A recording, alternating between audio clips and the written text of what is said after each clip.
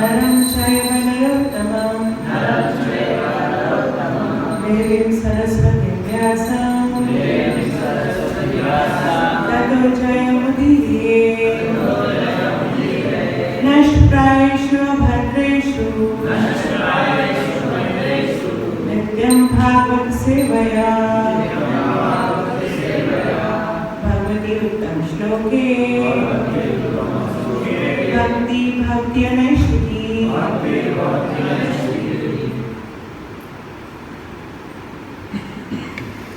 श्रीमद् भागवतम की जय। तो आज हम 30वें स्कंद 8वां अध्याय का 23वां श्लोक करने जा रहे हैं।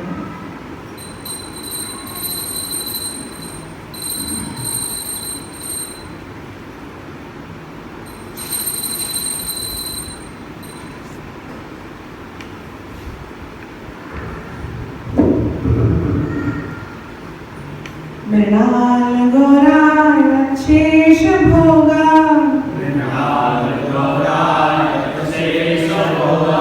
प्रियंकमेकं पुरुषं शयानं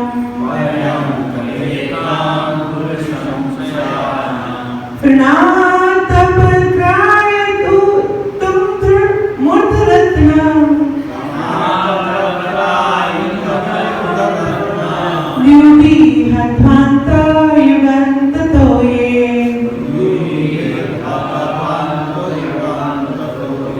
मृणाल घोरायत शेष भोगा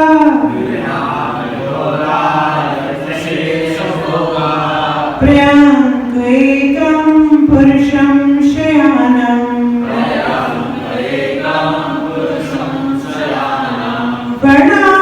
वर्णात्पत्रायत मूर्धरत्नं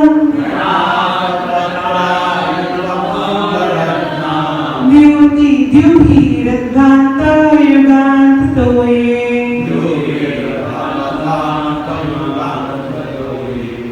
कोई कहना चाहिए?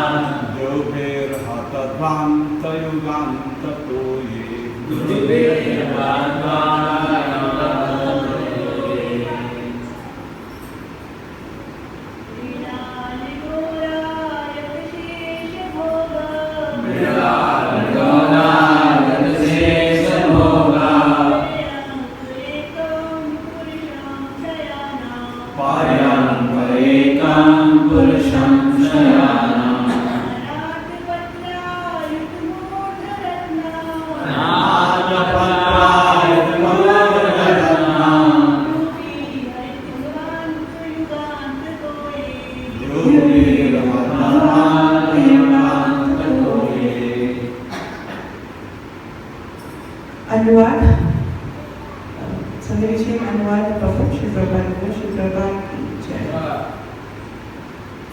आज हम 3 श्लोक पढ़ने जा रहे हैं और अभी हमने सिर्फ एक श्लोक पढ़ा है, तो मैं आपका सभी का अनुवाद पढ़ूंगी और बहुत छोटा उसके अंदर परपट है, तो वो हम पढ़ेंगे। मृणाल कमल का फूल, गौर पूरी तरह सफेद, आयत विराट, शेष भोगा शेष नाम का शरीर, प्रयत के शैया पर एकम अकेले, पुरुषम परम पुरुष, शयानम लेटे हुए, फण आग पत्र सर्प के फण का छाला, आयुध सज्जित, मूर्ध सिद्ध, रत्न की द्युति किरणों से हर मानकर अंधेरा दूर हो गया, युग अंत प्रलय तोया जल। ब्रह्मा जी ने यह देख सके कि जल में शेषनाग का शरीर विशाल कमल जैसे श्वेत शैया था, जिस पर भगवान अकेले लेटे थे। सारा वायुमंडल शेषनाग के फन को विभूषित करने वाले रत्नों की किरणों से प्रदीप्त था और इस प्रकाश से उस क्षेत्र का समस्त अंधकार मिट गया था। श्लोक 24। भगवान के दिव्य शरीर की कांति मूंगे के पर्वत की शोभा का उपहास कर रही थी। मूंगे का पर्वत संध्याकालीन प्रकाश द्वारा सुंदर ढंग से वस्त्राभूषित होता है, किंतु भगवान का पीत वस्त्र उसकी शोभा का उपहास कर रहा था। इस पर्वत की चोटी पर स्वर्ण है, किंतु रत्न जड़ित भगवान का मुकुट इसकी हंसी उड़ा रहा था। भगवान के झरने, जड़ी बूटियां आदि फूलों के दृश्य के साथ मालाओं जैसे लगते हैं, किंतु भगवान का विराट शरीर तथा उनकी हाथ पांव रत्नों, मोतियों, तुलसी दल और फूल मालाओं से अलंकृत होकर उस पर्वत के दृश्य का उपहास कर रहे थे। 25वां श्लोक।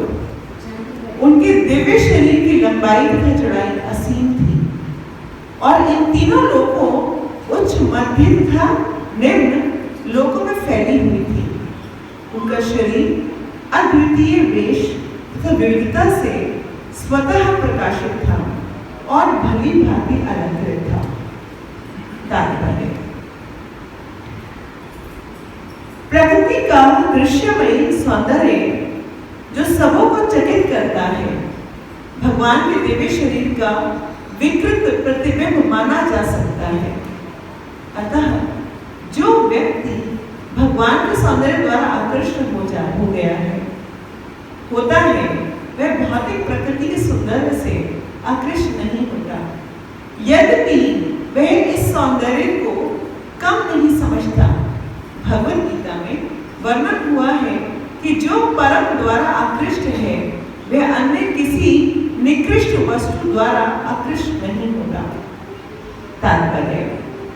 भगवान के दिव्य शरीर की लंबाई तथा चौड़ाई उन्हीं के प्रमाप से मापी जा सकती है, क्योंकि वे संपूर्ण विराट जगत के सर्वव्याप्त हैं। भौतिक प्रकृति की सुंदरता उनकी निजी सुंदरता के कारण है, फिर भी वे अपनी दिव्य विविधता सिद्ध करने के लिए सदा भव्य वेश धारण करते हैं और अलंकृत रहते हैं, जो आध्यात्मिक ज्ञान की प्रगति के लिए अत्यधिक महत्वपूर्ण है। ओम ज्ञानतिमिरान्धस्य ज्ञानाञ्जनशलाकया चक्षुरुन्मीलितं येन तस्मै श्रीगुरवे नमः। श्रीचैतन्यमनोभीष्टं स्थापितं येन भूतले स्वयं रूपा कदा मह्यं ददाति स्वपदान्तिकम्। वन्देऽहं श्रीगुरु श्रीपदकमलं श्रीगुरुं वैष्णवांश्च श्रीरूपं साग्रजातं सैगं रघुनाथान्वितं तं सजीवं साद्वैतं सावधूतं परिजनसहितं कृष्णचैतन्यदेवं श्रीराधा कृष्णपादान् सैगं ललिता श्री विशाखान्वितांश। हे कृष्ण करुणा सिंधु दीनबंधु जगत्पते गोपेश गोपीकांत राधा कांत नमस्ते। तप्त कांचन गौरांगी श्री वृंदावनेश्वरी वृषभानुसुते देवी प्रणमामि हरिप्रिये। वाञ्छाकल्पतरुभ्यश्च कृपा सिन्धुभ्येव च पतितानां पावनेभ्यो वैष्णवेभ्यो नमो नमः।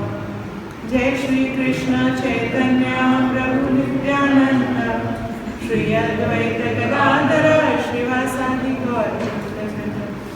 हरे कृष्ण कृष्ण कृष्ण हरे हरे हरे राम राम राम हरे हरे।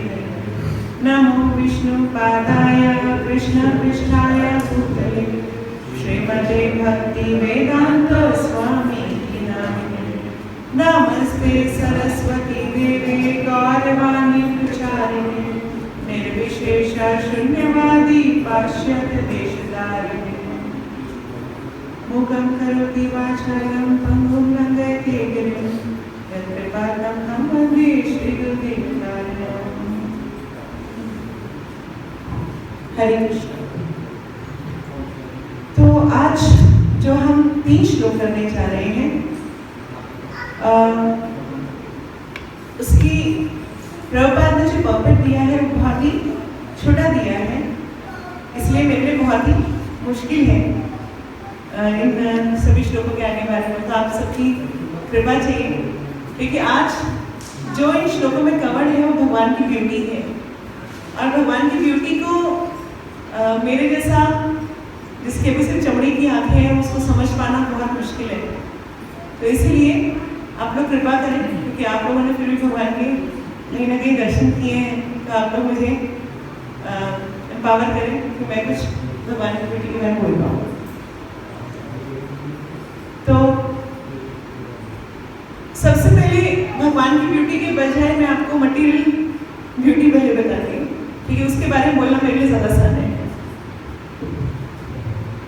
देखिए, ये जो प्रकृति है ये बहुत ही सुंदर सुंदर दृश्य प्रकट करती है।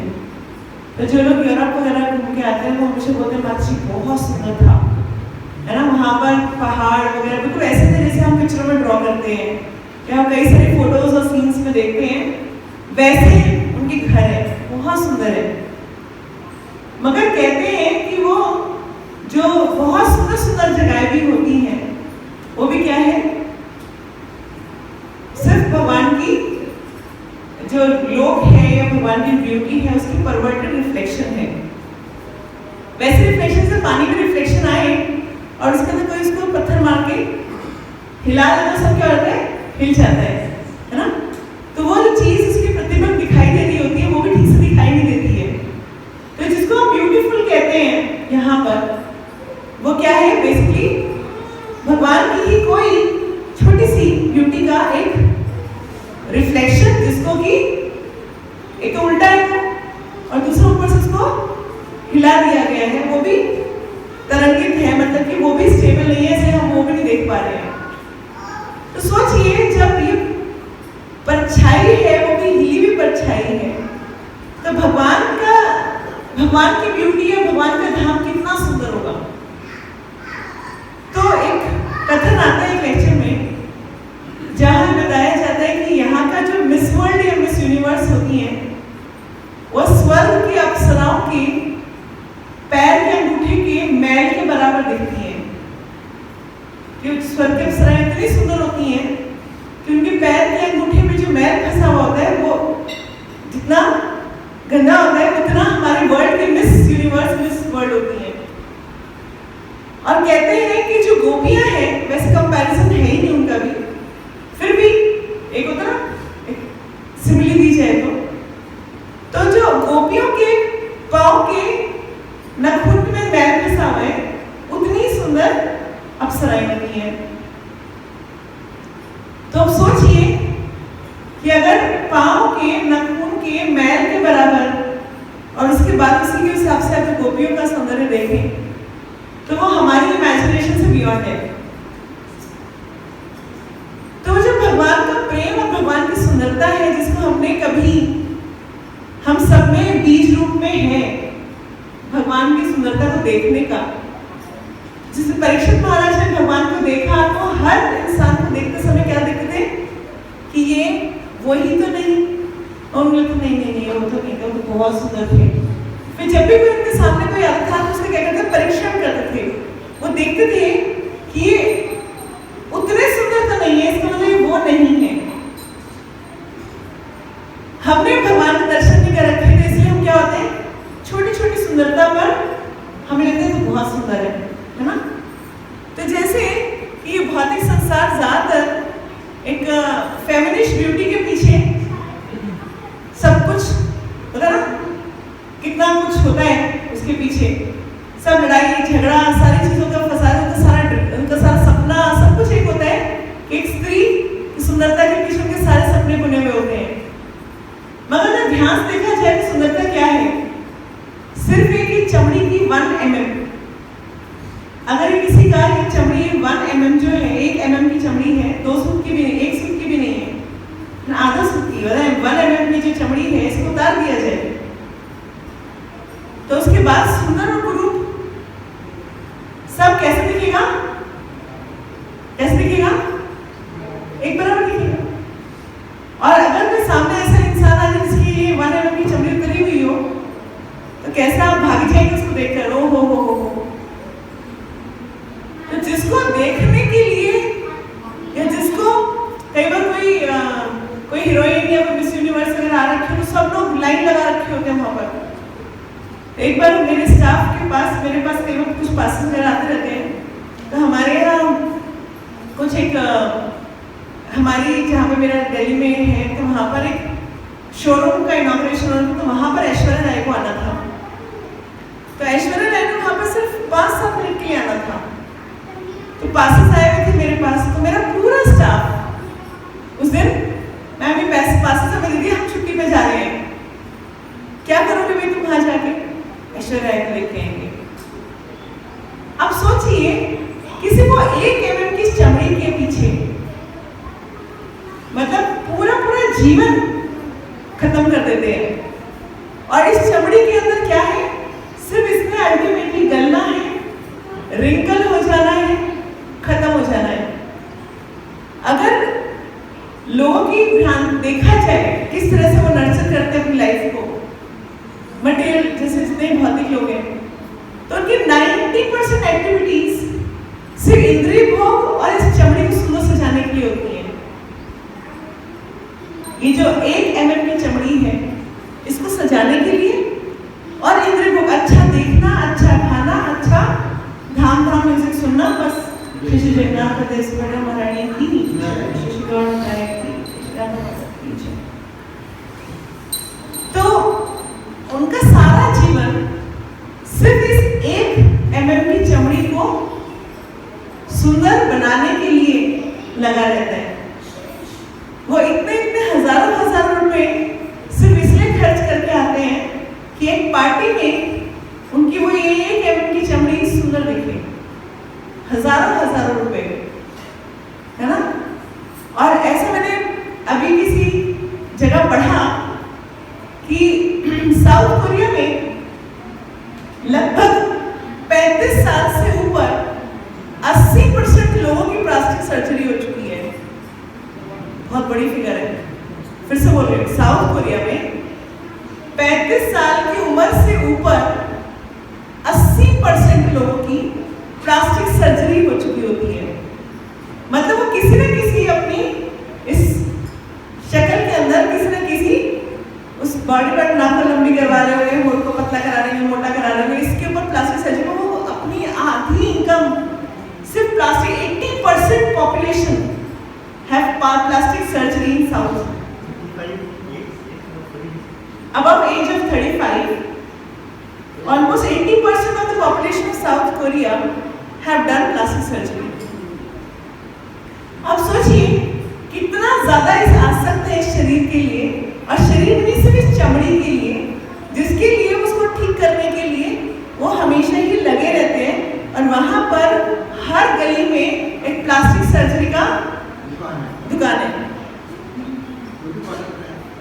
नहीं, प्लास्टिक सर्जरी का मतलब है नाक हटा करके दूसरी नाक लगा दी है ना, कान सुंदर बना दिए, ये करवा दिया, पता नहीं क्या करते हैं मतलब, आई कैन ओनली इमेजिन। तो कहने का अर्थ ये है कि हम सिर्फ इस चमड़ी की सुंदरता और सुख के लिए सारे जीवन भाग रहे हैं, सारा जीवन भाग रहे हैं। और जो असली सुंदरता है उसको हम सोचते हैं तो है ही। भगवान की सुंदरता को हमने, कुछ लोग बोलते हैं आपने भगवान को देखा है, मनीष बाबू आपने भगवान को देखा है? रोज देखते हैं। और जिसने भगवान की सुंदरता को आस्वादन कर लिया उसको ये मटेरियल ब्यूटी कोई मीनिंगलेस है। प्रभुपाद कहते हैं कि अगर कोई एथिस्ट, अभक्त जो भगवान का नाम मानता हो, वो एक फूल को भी बहुत सुंदर तरीके से देख ले, अच्छे से निहार ले और सोचे कि इसका क्रिएटर कौन है, तो वो भक्त बन जाएगा। तो हमारे जितने पिछले साइंटिस्ट हैं जिनसे साइंस का ओरिजिन हुआ, न्यूटन, आइंस्टाइन, ये सब भक्त थे। न्यूटन तो ब्रह्मचारी थे, लगभग वो हर टाइम बाइबल पढ़ते थे। उनका मैंने ऐसे पढ़ा कहीं पर कि लगभग 80-90% टाइम में से बाइबल पढ़ते थे। तो कहने का अर्थ ये है कि आज के साइंटिस्ट सोचते हैं कि हम भगवान हैं, हम सब कुछ चेंज कर सकते हैं। हम किसी की नाक टेढ़ी उसको सीधा कर सकते हैं, किसी का कान ऐसा है उसको ठीक कर सकते हैं, हम सब कुछ कर सकते हैं। मगर आप क्या कर रहे हो? भगवान की ही रिसोर्सेज में से कुछ लिया और उसको लेकर के जोड़ करके कुछ अपनी तरफ से, और वो भी परफेक्शन नहीं होता, उसको भी ठीक मेंटेन करने के लिए उनको इतनी दवाइयाँ खानी पड़ती है, इतने सारी प्रॉब्लम्स सहनी पड़ती है। मगर तब भी वो लोग क्या सोचते हैं कि नहीं, यही ब्यूटी है, क्योंकि उन्होंने कहीं भगवान की ब्यूटी देखी ही नहीं। तो ब्रह्म संहिता में भगवान की ब्यूटी का वर्णन आता है। इसके हम 2 श्लोक हमेशा गाते हैं। क्या गाते हैं? वेणु वणत्रम। तो जब भगवान की जब मुरली, भगवान के दर्शन कैसे करने चाहिए? भगवान के दर्शन हमेशा पांव से होने चाहिए। तो हमेशा सबसे पहले गुरु परंपरा के दर्शन होने चाहिए। नॉर्मली हम क्या करते हैं? भगवान के दर्शन सीधा आंख खोलते हैं और सीधा भगवान के दर्शन कर लेते हैं। तो हमें दर्शन कैसे करना चाहिए? हमेशा पहले गुरु महाराज के दर्शन करने चाहिए, पहले प्रभुपाद को प्रणाम करना चाहिए, पहले गुरु महाराज को प्रणाम करना चाहिए और उनसे आगे लेनी चाहिए कि हम भगवान के दर्शन कर सके, क्योंकि हमारी बस में भगवान के दर्शन करना नहीं है। हम अभी भी इतने वर्षों बाद भी भगवान किसी के देख पाते हैं कि भगवान ने ड्रेस कैसे पहनी है, ज्वेलरी कैसे पहनी है, भगवान ने श्रृंगार कैसे किया है। मगर जो भगवान के दर्शन है एक्चुअली में वो हम नहीं कर पाते हैं। तो इसलिए सबसे पहले प्रार्थना करनी चाहिए किसको? गुरु को, कि आप हमें ऐसे चक्षु दीजिए ताकि हम भगवान के दर्शन सही ढंग से कर सकें, हम भगवान को निहार सकें, हम भगवान को स्मरण कर सकें। अगर हम भगवान के ध्यान से दर्शन कर लें तो दिन भर में हम जब भी अपनी आंख बंद करेंगे हमें भगवान के दर्शन होंगे ही होंगे। ये बिल्कुल वैसा है जैसे जब आप में से कितनों का एक्सपीरियंस हुआ नहीं हुआ मुझे पता नहीं है, मगर जब किसी युवती और युवक का अफेयर होता है ना, नया तो उससे क्या होता है? वो आंख बंद करके उसको सिर्फ युवती ही नजर आती है, क्योंकि वो दर्शन ढंग से करता है। हमें भगवान के दर्शन उतने अच्छे से नहीं करने आते। हम आंख बंद करते ही भगवान दिखे हमारे को, ऐसा नहीं होता। हमारे दिमाग में कहाँ चल रहा होता है। हम दर्शन पे ऐसे करते हैं, वो जयमान बोले मारने की जय, अच्छा तुम्हारी ग्रीन ड्रेस पहनी है, चलो, है ना। तो भगवान के दर्शन करने के लिए सबसे पहले गुरु से प्रार्थना होती है कि हे गुरु महाराज, हे प्रभुपाद, हे आचार्य, हमें आज्ञा दीजिए, हमारे पास चक्षु दीजिए ताकि हम भगवान के दर्शन कर सकें। और फिर भगवान के दर्शन होते हैं चरणों से। तो भगवान के चरण कमल को जब दर्शन करते हैं तो उस टाइम पर हमें प्रार्थना करना चाहिए कि हमेशा हम चरण कमलों की सेवा में रहें, हम आपके चरण कमलों से कभी दूर ना हो जाएं गलती से भी। तो आप हमें अपने चरण कमलों में हमेशा स्थान दीजिएगा। तो ऐसे करके भगवान के चरण ध्यान से देखना चाहिए और देखना चाहिए कि भगवान ने आज चरणों में क्या पहना है। राधा माधव के दर्शन करें, राधा श्याम सुंदर दर्शन करें तो देखिए उन्होंने क्या पहना है, कैसी पायल पहनी है, कैसे उन्होंने तुलसी का उनका गार्लेंड बना हुआ है। तो उनके आज उन्होंने किस तरह का चरणों का श्रृंगार कर रखा है। तो जो चरणों का श्रृंगार अगर हमारे मस्तिष्क में बैठ जाए तो हमारे को बाकी दुनिया की कोई भी अट्रैक्शन हमारे को हिला नहीं सकती है। मगर वो चरणों का अट्रैक्शन नहीं है, हमें भगवान के चरणों को मतलब कॉन्सेंट्रेट नहीं करते, हम लोग से भगवान के दर्शन करते हैं और हो जाता है। तो भगवान के चरणों की तरफ हमें बहुत ज्यादा क्या करना चाहिए, फोकस होकर दर्शन करना चाहिए। फिर जब भगवान के चरण कमलों से ऊपर उठे तो भगवान ने आज कमर में कैसे पहना हुआ है, भगवान ने आज अपने यहाँ पर जो बेल्ट पहनते हैं भगवान, तो बेल्ट में क्या पहना हुआ है आज भगवान ने, है ना। फिर धीरे धीरे भगवान की नाभि के दर्शन करें। भगवान की नाभि के दर्शन करते करते धीरे धीरे हम भगवान के मुख पर जाएं और भगवान को हमेशा जब दर्शन करते रहे तो हमेशा बोले कि हे भगवान हमारे को इतने चक्षु दे कि हम आपका स्मरण कर सके, हम आपकी सेवा में लग सके और हमारे को कोई और ब्यूटी अट्रैक्ट ना करे। वैसे भी भगवान के दर्शन करने के बाद कोई और ब्यूटी अट्रैक्ट नहीं करती है। तो जब इस तरीके से करते हैं तो नॉर्मली जो भौतिक लोग हैं वो कैसे दर्शन करते हैं। मैं जब छोटी थी तो मेरी मम्मी मुझको वैष्णो देवी लेके जाती थी। तो जब मैं वहां जाती थी तो जब हम जैसे गुफा के तो दूसरी मम्मी बोलती आंख बंद कर लो, फटाफट हाथ जोड़ लो, हाथ जोड़ो, आंख बंद करो, फटाफट ना जो आपने मांगना है मांगो। तो फिर हम लोग को मम्मी हाथ पकड़ के लेके जाती थी और मम्मी पापा साथ जाते थे और वहां पर कब पंडित जी ने धक्का मार दिया बाहर तो वो हो गया। मैं बाहर आकर रोती थी, मम्मी क्या दर्शन हुए, हम इतनी ऊपर चढ़ के आए, मुझे तो पता ही नहीं वहां पे था क्या, क्योंकि मैंने तो क्या किया। तो लोग नॉर्मली जब मंदिर जाते हैं तो हमेशा आंख बंद कर लेते हैं, हाथ जोड़ के आंख बंद कर लेते हैं। या तो सामने भगवान है नहीं तभी आंख बंद करके आप कहीं और ध्यान लगा रहे हो, कुछ और चीजों पर है। और अगर साक्षात भगवान सामने ही है तो फिर आप आंख क्यों बंद करें। दर्शन का क्या मतलब है, भगवान को निहारना। तो मैं हमेशा बचपन में तो मेरी मम्मी हमेशा मुझे डांटती थी कैसे मुझे ऐसे होता दर्शन। तो मैं हमेशा छोटी सी लेकर तो जब मैं बड़ी भी हुई, जब तक इस्कॉन में नहीं आई तब तक मेरे को समझ में नहीं आया कि दर्शन कहते किसको है।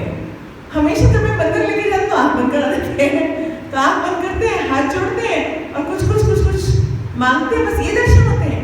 दर्शन का मतलब तो भगवान को देखना हुआ ना, ध्यान से वहां धक्का मारते आगे चले जाते हैं। तो जब सबसे पहली बार मैं इस्कॉन में आई तो मुझे समझ में आया कि हाँ दर्शन ऐसे होते हैं। और दर्शन का अर्थ मतलब ऐसा नहीं कि धक्का किया और भगा दिया, वहां प्रॉपरली भगवान को निहारना ताकि हम उनका स्मरण कर सकें, भगवान की ब्यूटी को देखना। जब हम शुरू में हम पंजाबी बात से राधिका मंच के जब दर्शन कर ले तो उसके बाद तो कुछ और दिखता ही नहीं है ना। इतने सुंदर दर्शन होते हैं कि कुछ और दिखना बंद हो जाता है उसके बाद। तो कहने का अर्थ ये है कि जगन्नाथ जी जब दर्शन करें अब देखिए जगन्नाथ जी इतनी बड़ी बड़ी आंखें खोलकर देख रहे हैं कि कौन आया, है ना। हमें इतने सारे अवगुण है पर वो इतनी बड़ी बड़ी आंखें क्यों खोलनी पड़ रही है उनको, ताकि हमारा कोई एक गुण देख करके वो सेवा में लगा ले। मगर हमें तब भी क्या है, इतने सारे अवगुण है कि जगन्नाथ जी को इतनी बड़ी बड़ी आंखें खोलनी पड़ती हैं, मगर फिर भी हम क्या करते हैं, सामने जाते हैं और आंख बंद कर लेते हैं। तो ये बड़ा मतलब ना कॉन्ट्रडिक्टरी सा हमारा बिहेवियर है कि जहाँ हम भगवान के दर्शन करने पहुंचे तो भगवान को निहारने के बजाय हम अब धीरे धीरे हम सब सीख गए हैं शायद।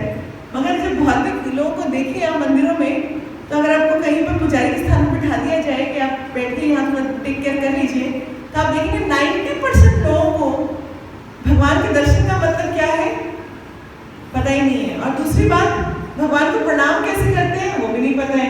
कोई ऐसे ऐसे कर रहा होता है, कोई चूम रहा होता है, कोई कुछ कर रहा है। मतलब इतनी अजीब अजीब सी हरकतें आपको नजर आएंगी कि आपको लगेगा हे भगवान, ये क्या, मतलब भगवान को प्रणाम किया जा रहा है ना। और हम जब, मैं तो अपनी ही बात बता रही हूँ, जब हम छोटे थे तो मम्मी हमारे हाथ में पैसे दी तो हम बच्चे कॉम्पिटिशन लगाते थे कौन भगवान को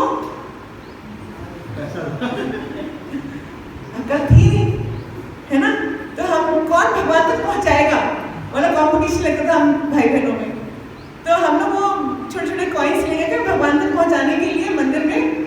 तो सोचती हूँ मतलब मैं, हम कितने अपराध करते हैं भगवान के प्रति, और भगवान कितने प्यारे हैं कि तब भी हमारे सारी गलतियों, सारे अपराधों को माफ करके अपनी शरण में ले लेते हैं। मतलब बचपन से हमें अपराध करना सिखाया जाता है। अगर हमें खुद बिठा दिया जाए वहां पर और हमारे को कुछ सिक्के फेंकना शुरू कर दे तो हम लिटरली उसका सर तोड़ाएंगे, है ना। मगर भगवान तब भी हमारे अपराध, हमारी गलतियों को क्षमा करके क्या कर लेते हैं, हमें अपनी शरण में ले लेते हैं। तो ये भगवान की अनुकंपा है। मतलब भगवान भक्तवत्सल तो है, हम तो अभी अभक्त हैं, तब भी इतना वात्सल्य वो हमारे तरफ रखते हैं कि हमारे सब चीजों को वो इग्नोर कर देते हैं और तब भी हमसे सेवा ले लेते हैं।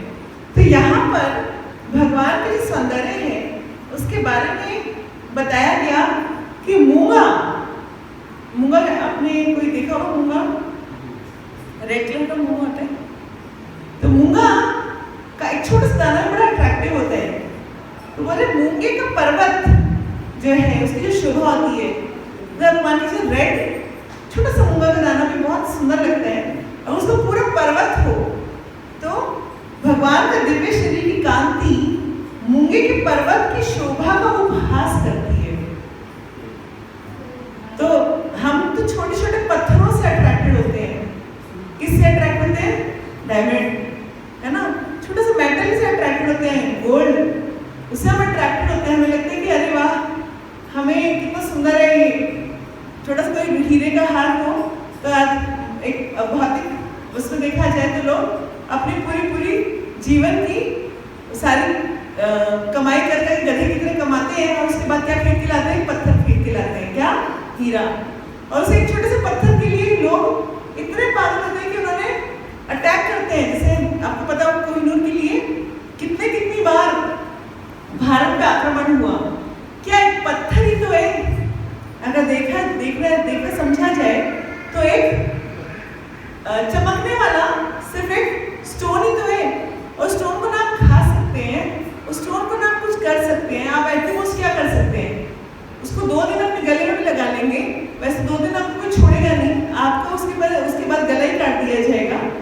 मगर तब भी उस एक पत्थर को लेने के लिए क्या हो जाता है, लोग इतने आतुर हो जाते हैं कि कितने लोग सेनाओं को लेके आते हैं, सेना खत्म हो जाती है। कितने लोगों की जिंदगी जो कि भक्ति करके गोलोक धाम जा सकती थी, भक्ति करके वो अपना उद्धार कर सकती, सिर्फ पत्थर के लिए लड़ाई करके वो क्या करते हैं? अपना जीवन खत्म कर देते हैं। तो बड़े अजीब विडंबना है। मतलब माया का एक तरह से पूरा अपने आप में अगर देखा जाए तो माया अपनी पूरी पोटेंसी पर है कि बिल्कुल इल्यूजन है कि अगर ये पत्थर मिल जाएगा पता नहीं क्या हो जाएगा, है ना। तो ऐसे ही बहुत सारे जैसे लोगों को सोने का शौक होता है, गोल्ड। तो गोल्ड को कमाने के लिए वो सारी उम्र क्या करते हैं? बिस्किट्स, गोल्ड बिस्किट्स बना के ट्रंकों में भर देते हैं, कहीं रख देते हैं। तो अल्टीमेटली क्या होता है? वो अपने साथ ले जा पाते हैं, उसमें से एक कण कुछ नहीं ले पाते। तो भगवान के जो सौंदर्य हमने अगर किसी ने ध्यान से निहार लिया और भगवान की अनुकंपा हो गई और भगवान के वो सौंदर्य की तरफ हम अगर आकर्षित हो गए, तो ये जो ये एक्सट्रीम सुंदर चीजों को बताया गया है, बट फिर भी हमें क्या बताया जा रहा है कि भगवान की सुंदरता उनका उपहास कर रही है। हमने तो किसी ने मूंगे का पर्वत नहीं देखा होगा, हम तो सिर्फ मिट्टी का पर्वत देख के भी बड़े खुश हो जाते हैं, है ना। तो मूंगे का पर्वत, है ना, ऐसे हम सुनते हैं कि जो नदी है वो दूध की नदी है।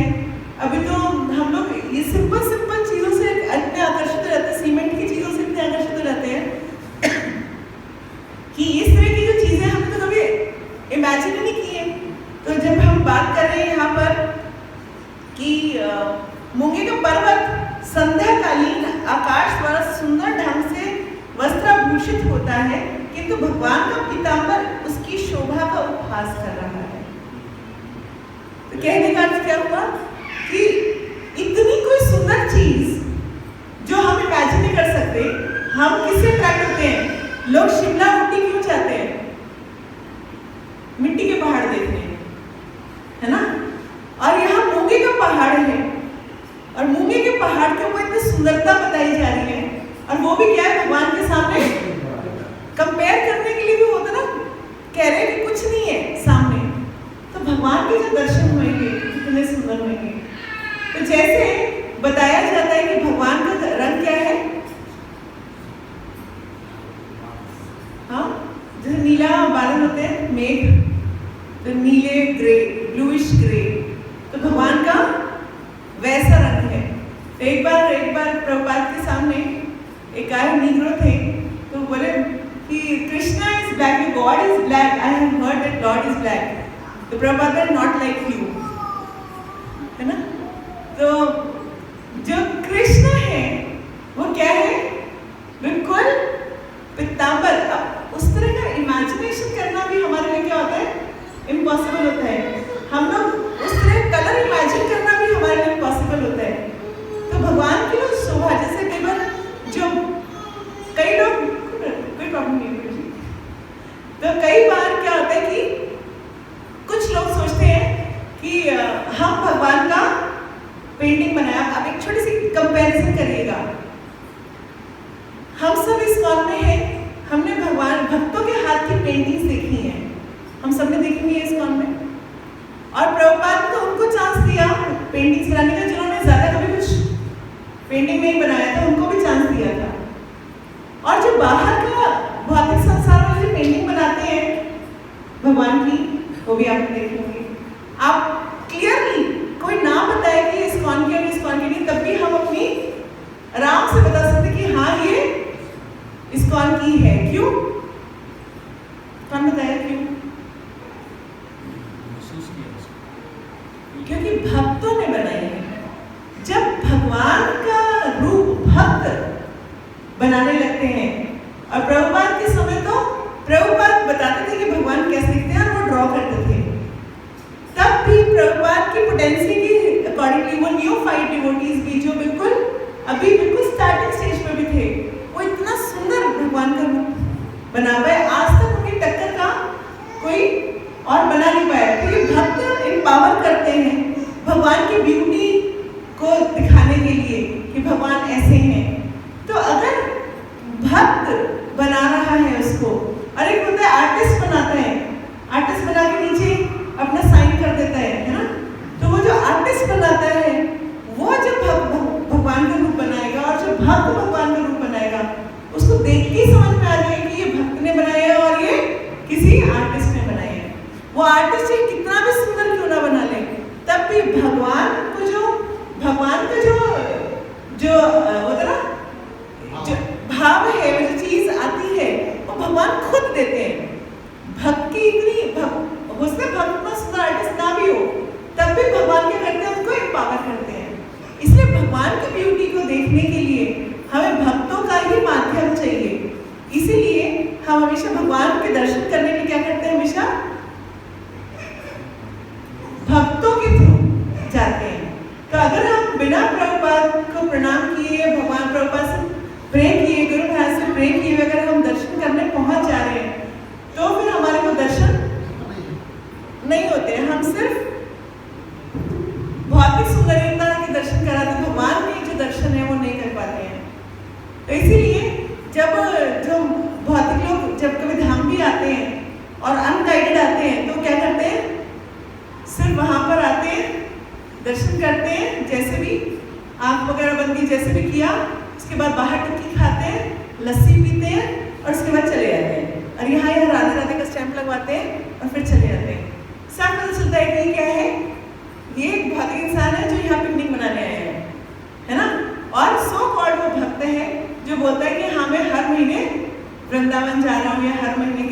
चारों। मगर गिरिराज जी में जब एक्चुअल भक्तों के भाव देखते हैं हम, तो पता चलता है कि वहां पर वो कितनी दंड प्रणाम कर रहे हैं, वो कितने गिरिराज जी को कितना कर रहे हैं। वो जो भौतिक लोग हैं तो कई बार गिरिराज जी के ऊपर चढ़ने का प्रयास भी करते हैं, है ना, लेकिन गिरिराज जी के ऊपर तो कभी भी, स्वयं कृष्ण है, आप उनके ऊपर पाँव कैसे रख सकते हैं। मगर कुछ लोग करते हैं, चलो ले आते हैं उधर से कुछ ले आते हैं। तो ये जो दर्शन तभी होंगे जब हम किसी भक्त के माध्यम से जाएंगे। इसीलिए हमारे को धाम में भी हमेशा किसी भक्त के माध्यम से ही एंटर करना चाहिए। भक्त से परमिशन लेके ही हमारे को क्या करना चाहिए, उनकी गाइडेंस में ही हमारे को मंदिरों के दर्शन करने चाहिए। तभी हमारे को प्रभुपाद और हमारे आचार्य ऐसे पोटेंसी देते हैं ताकि हम भगवान के दर्शन सही रूप से कर सकें। नहीं तो हम वहाँ पर सिर्फ कुछ अपराध करके वापस आ जाते हैं। तो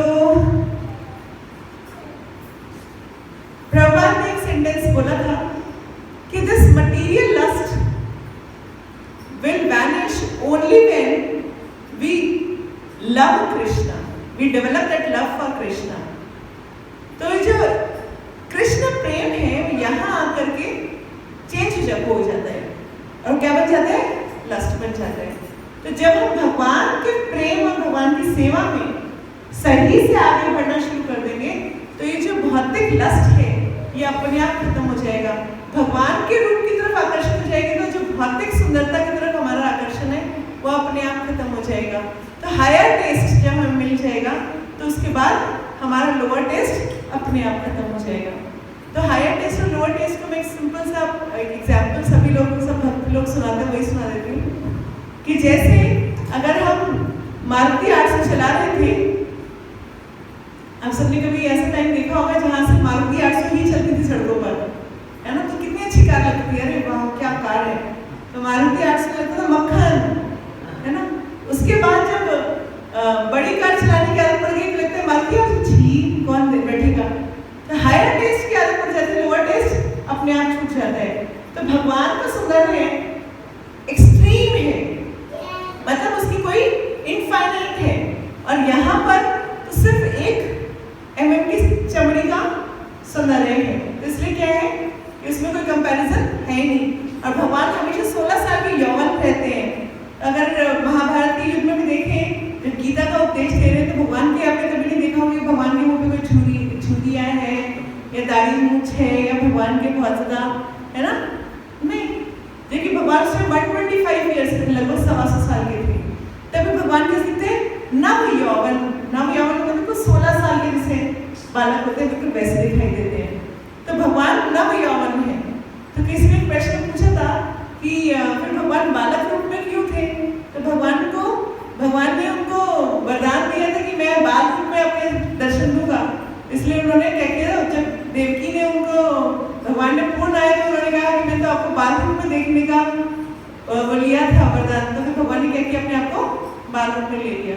तभी शिव जी भी उनके बाल रूप के दर्शन करने के, भगवान के दर्शन तो चलो कभी कभी किसी न किसी राक्षसी स्टोरी में यहाँ वहाँ भगवान के नारायण के दर्शन हो जाते हैं, वो बाल रूप में दर्शन, वो भी कृष्ण के, वो तो एक इतना एक्सेप्शनल है। तो हमें भगवान के दर्शन के लिए, बाल रूप वाले दर्शन करने के लिए वो यशोदा मैया के दर पे आके खड़े हुए थे कि हमें बाल रूप के दर्शन करने हैं। तो भगवान के दर्शन इतना प्योरिफाइड होते हैं कि एक बार भगवान के दर्शन ध्यान से कर लिया जाए। जैसे ध्रुव महाराज ने तपस्या करी, उनके बहुत सारे मटेरियल डिजायर्स थे, जैसे ही भगवान के दर्शन किए सबके डिजायर्स क्या हुआ, खत्म हो गए। तो भगवान के दर्शन इतने प्योरिफाइंग होते हैं कि वो हमारी सारी भौतिक इच्छाएं खत्म कर देते हैं। तो अगर हमें कुछ भौतिक इच्छाएं बची हैं, इसका मतलब भी हमारा दर्शन प्रॉपर नहीं है ना। अगर हम भगवान के दर्शन प्रॉपरली करना शुरू कर दें तो फिर हमारी भौतिक इच्छाएं अपने आप साफ हो जाएंगी। इसीलिए प्रभुपाद ने हमेशा दर्शनार्थी भगवान के दर्शन को इतना सुंदर बनाया, जो भगवान के वैसे तो भगवान जब राधा श्याम सुंदर रूप में होते तो ग्वालियर रूप में रहते तो भगवान को इतना ऑपुलेंस पसंद नहीं है। ये यशोदा मैया जब उनको इतना श्रृंगार करते उनको बिल्कुल पसंद नहीं आता था, क्योंकि इतनी आरती वगैरह तो उनको बिल्कुल पसंद नहीं आता, भाग जाते थे वहाँ से। मगर प्रभुपाद ने लक्ष्मी नारायण के रूप में मतलब उतना ऑपुलेंस हमारे दर्शन में करा जितना जैसे लक्ष्मी नारायण के इसमें होता है, वो इसलिए किया ताकि उतने अट्रैक्शन को देख करके हम लोगों का प्योरिफिकेशन हो जाए। क्योंकि हम जब भगवान राधा श्याम सुंदर वृंदावन मंदिर में दर्शन करते हैं और जब भगवान का पूरा फूलों का श्रृंगार होता है और यहाँ पर वो इस तरह के वो जो काम करके बनाते हैं और जैसे राधा रानी का, तो उसके बाद क्या होता है कि हम लोग ना उसको हम जो भौतिक बुद्धि है, भौतिक चीज से अट्रैक्शन है, तो हम भौतिक उसमें देख करके हमारे कुछ स्मरण के चांसेस रहते हैं कि हाँ वो दर्शन किए तो बहुत सुंदर थे, है ना। 2 साल पहले जब अक्षय तृतीया पे दर्शन किए तो पूरी मोर की ड्रेस थी भगवान की, तो वो दर्शन अभी भी याद आते हैं कि हाँ भाई वो मोर की ड्रेस बहुत सुंदर बनाई थी, चंदन श्रृंगार बहुत सुंदर लग रहा। तो हम क्या करते हैं वो उसको रिटेन कर पाते हैं, नहीं तो हम लोग की जैसी भौतिक बुद्धि है वो हम उसको दर्शन को रिटेन कर नहीं पाएंगे। तो प्रभुपाद ने इसलिए डीटीज के श्रृंगार पे हमारे को इतना स्ट्रेस दिया, क्योंकि 2 बातें, एक तो उनके दर्शन करके हम अट्रैक्ट करेंगे और दूसरा हमारे को सेवा का मौका मिलेगा। तो हम कहीं ना कहीं उनको श्रृंगार के लिए ही सही, भगवान के लिए हम अपना कुछ टाइम कुछ एनर्जी हम भगवान के श्रृंगार में लगा पाएंगे, तो हम भगवान की सेवा कर पाएंगे। तो इसीलिए प्रभुपाद ने डीटीज के श्रृंगार के ऊपर बहुत ज़्यादा स्ट्रेस दिया, क्योंकि ताकि हमारी प्योरिफिकेशन हो सके और हम सेवा में लग सके। तो आज का जो श्लोक है वो भगवान की सुंदरता के ऊपर था, और मैंने मेरी सीमित बुद्धि और सीमित इन चमड़ों की आंखों से तो मैंने भगवान के यहाँ पर दर्शन जितने कर पाते हैं उतने ही कर पाते हैं हम लोग। तो इसीलिए क्या है कि आप लोगों ने क्षमा करें, आप वही भगवान की सुंदरता के बारे में आपने कुछ भी नहीं बताया माता जी, है ना। भगवान कितने सुंदर है, आप बता सकते थे कि भगवान की आंखें कैसी हैं, भगवान के चरण कैसे हैं, तो मगर सिर्फ मैं इतना ही बोल पाऊंगी कि भगवान इनफाइनाइट सुंदर है। तो और आप सब कृपा करें तो कभी हो सकता है कि भगवान मुझे वैसे वाले दर्शन में करा सकें कि हम उनसे पूरी तरह स्मरण भाव में रह सकें।